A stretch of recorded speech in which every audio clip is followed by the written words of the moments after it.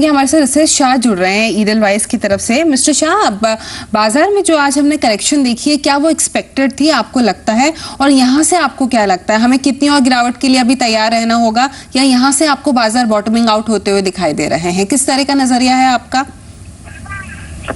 ये जो है ये तो अभी ग्लोबल इवेंट है, क्योंकि ये लास्ट एक दो दिन में यूएस के इंटरेस्ट रेट्स ऊपर गए हैं।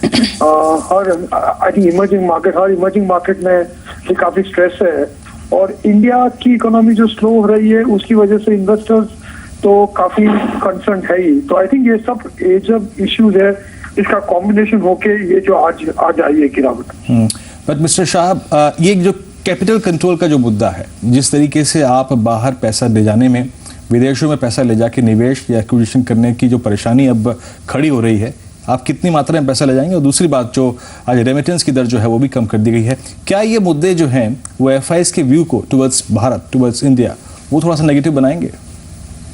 नहीं, ये इतना नहीं है, क्योंकि ये कैपिटल कंट्रोल्स नहीं है। ये तो वो जो $200,000 है उसको 75 किया है, 400% को 100% किया है। तो आई डोंट बिलीव कि हम जो प्री 1991 के जो कैपिटल कंट्रोल थे उस स्टेज पे गए हैं। तो मैं ये फ्रेज इस्तेमाल नहीं करूंगा कैपिटल कंट्रोल, और ये तो गवर्नमेंट ने कहा है कि ये टेम्पररी है, तो इससे काफी इम्पैक्ट नहीं होगा।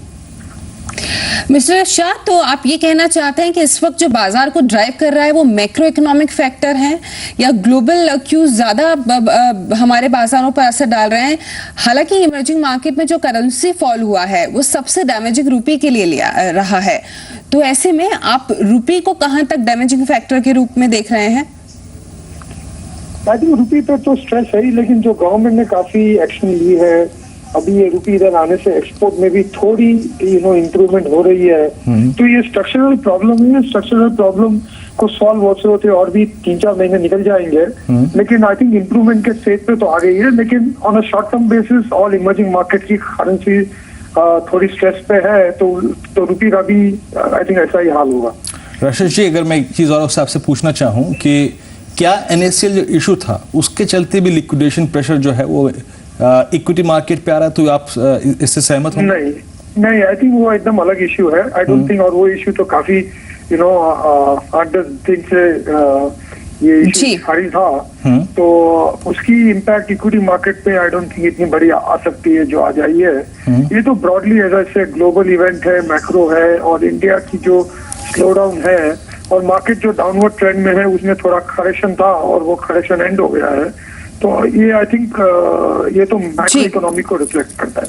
चलिए, बहुत बहुत शुक्रिया मिस्टर शाह आपका हमारे साथ जुड़ने के लिए। तो मिस्टर शाह का ये कहना है कि कैपिटल कंट्रोल की उपायों के चलते बाजार गिरा है, ये नहीं कहा जा सकता, लेकिन ये बात जरूर है कि जो भी ग्लोबली, जैसे अमेरिका में इंटरेस्ट रेट हाइक हुआ है, उसकी वजह से ये नेगेटिव प्ले आउट हो रहा है और बाजारों पर दबाव देखने को मिल रहा है। चलिए, इस बीच हमारे साथ अभय आयमा जुड़े हैं। मिस्टर आयमा, आपका बहुत बहुत शुक्रिया हमारे साथ जुड़ने के लिए।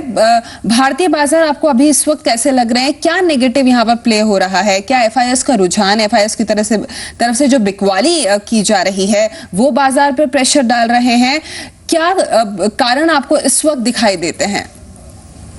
देखिए, 2 कारण है। एक तो जो करेंसी नियंत्रण में नहीं आ रही है, रुपी डॉलर, मतलब वो एक मुझे मेजर कारण लगता है ऑन अ ब्रॉडर लेवल, क्योंकि कल भी स्टेप्स लिए गए, पिछले हफ्ते भी स्टेप्स लिए गए, उसके बाद रुपये की वॉलेटिलिटी या उस पर कोई कंट्रोल नहीं है, तो कोई चिंताजनक कारण है।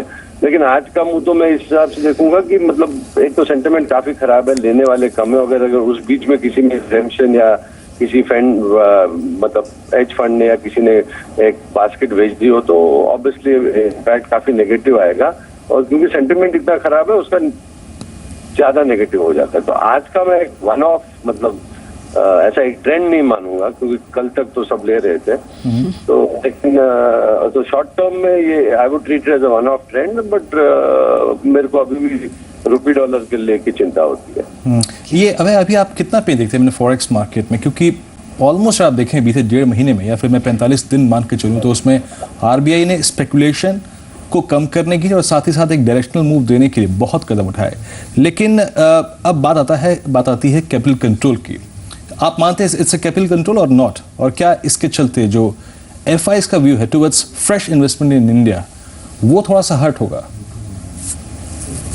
ये खाली FIs की चिंता नहीं है, ओवरऑल इकोनॉमी पे अगर इस पे नियंत्रण नहीं लाया जाए तो ये एक गंभीर अवस्था में आप डाल सकता है। और मेरे को ये समझ नहीं आ रहा कि कंट्रोल, एक्सचेंज कंट्रोल होने के बाद या नॉट अ फ्री करेंसी, क्यों RBI एक मतलब या वो रेगुलेटरी अथॉरिटीज इससे फर्मर स्टैंड नहीं ले सकते, क्योंकि मेरे मानने में ये सबसे ज्यादा जरूरी मैक्रो इकोनॉमिक इंडिकेटर है। जी मिस्टर आयमा, जो आज अपने बाजार पे देखा है, हम बैंक स्पेस, बैंकिंग जो लॉट है पूरा का पूरा, सबसे ज्यादा डैमेज वहां से देखने को मिल रहा है।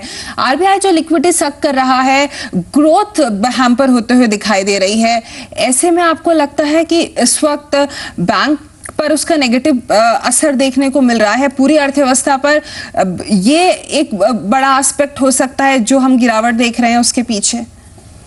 हाँ, देखिए, बैंकिंग देश की अर्थव्यवस्था का प्रतीक रहता है हमेशा। Banking sector, countries the banking sector will do well, तो on a macro level of course उसका तो इम्पैक्ट आएगा। आपकी ग्रोथ कम हो रही है, लोग कम बोरोइंग और लेंडिंग ही होता है, यही दो काम होते हैं बैंक के। तो एक तो वो है on a macro level. On a micro level और उससे जुड़े तो उसकी इम्पैक्ट इक्विटी मार्केट पे आई डोंट थिंक इतनी बड़ी आ सकती है जो आज आई है। ये तो ब्रॉडली एज से ग्लोबल इवेंट है, मैक्रो है, और इंडिया की जो स्लो डाउन है और मार्केट जो डाउनवर्ड ट्रेंड में है उसमें थोड़ा करेक्शन था और वो करेक्शन एंड हो गया है।